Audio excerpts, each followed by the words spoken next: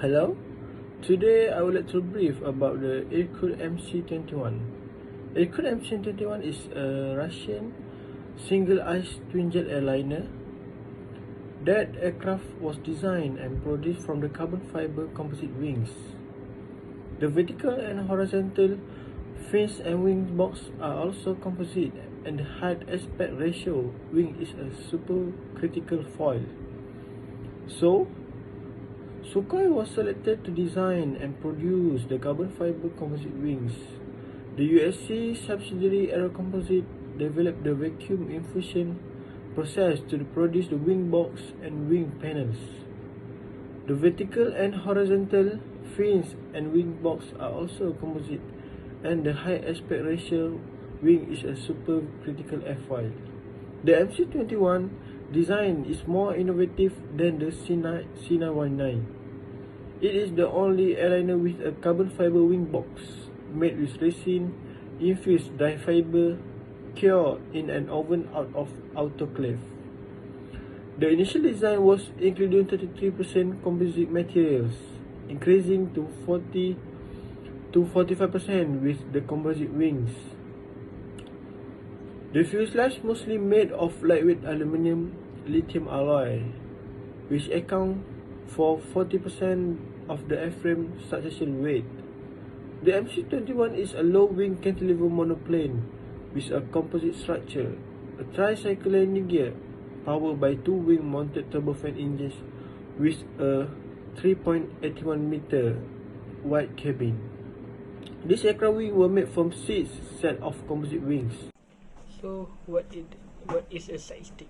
A side stick or side stick controller is an aircraft control column or joystick that is located on the side console of the pilot, usually on the right side or outboard of a two-seat flight deck.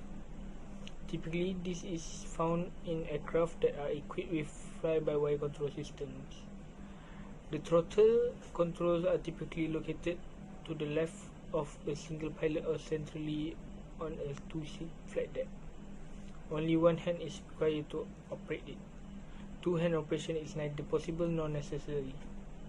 The side stick is used in many modern military fighter aircraft, such as the F-16 Fighting Falcon, Mitsubishi F2 Dassault Rafale, and F-22 Raptor, and also on most civil aircraft, such as Sukhoi Superjet 100, the Airbus A320, and all Airbuses.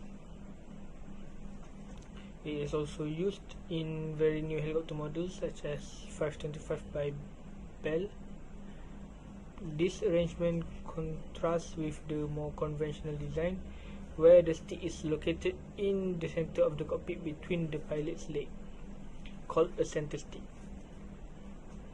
In the center stick design, like traditional airplane yokes, both pilots and co-pilots' controls are mechanically connected together, so each pilot has a sense of the control inputs of the other in typical Airbus side stick implementations. The sticks are independent. The so-called passive side stick, the plane's computer either aggregates multiple inputs, or a pilot can press a priority button to log out inputs from the other side stick. However, if both side sticks are moved in different directions, regardless of which pilot has priority, then both inputs are cancelled out and oral dual input warning sounds. Examples of this occurrence include the 2009 crash of Air France Flight 447, an Airbus A330 flying from Rio de Janeiro to Paris, and the 2014 crash of Indonesia AirAsia Flight 8501, an Airbus flying from Surabaya to Singapore. However, a later significant development is the active side stick, which is in the new Gulfstream G500 and G600 series business jet aircraft. In this system, movements in one side stick produce the same actions in the other side stick and therefore provides valuable feedback to the other pilot. This addresses the earlier criticism of the passive side stick.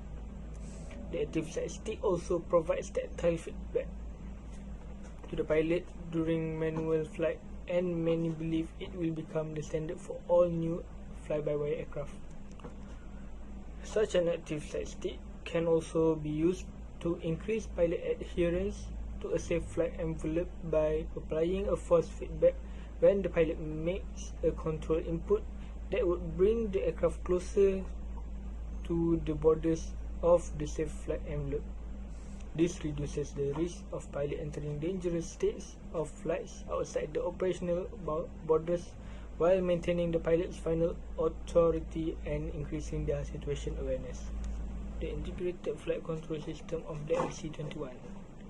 The aircraft family integrated flight control system is based on the fly-by-wire technology, which significantly reduces the aircraft weight and maintenance cost. The MC-21 also incorporates the latest generation fly-by-wire technology, which includes active side stick controllers, combining the advantages of the side stick and the traditional yoke-based control principles.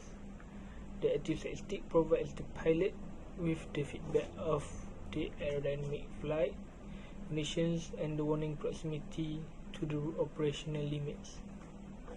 The automatic control system offers a full range of functions of control of the aircraft motion and position, including triple IB category auto landing. Flaps are the most common high-lift devices used on aircraft. These surfaces, which are attached to a trailing edge of the wing, increase both lift and induce drag for any given angle of attack. Flaps allow a compromise between high cruising speed and low landing speed, because they may be extended when needed and retracted into the wing structure when not needed. There are four common types of flaps: plain, split, slotted, and follower flaps. The plain flap is the simplest of the four types. It increases the airfoil camber, resulting in a significant increase in the coefficient of lift at a given angle of attack. At the same time, it greatly increases drag and moves to the center of pressure, F, on the airfoil, resulting in a nose-down pitching moment. The split flap is deflected from the lower surface of the airfoil and produces a slightly greater increases in lift than the plain flap. More drag is created because of the turbulent air pattern produced behind the airfoil. When fully extended, both plain and split flap produce high drag with little additional lift. Follower flaps are a type of slotted flap. This flap design not only changes the camber of the wing, it also increases the wing area. Instead of rotating down on a hinge, it slides backwards on tracks. In the first portion of its extension, it increases the drag very little, but increases the lift a great deal as it increases both the area and camber. As the extension continues, the flap deflects downward. During the last portion of its travel, the flap increases the drag with little additional increase in lift.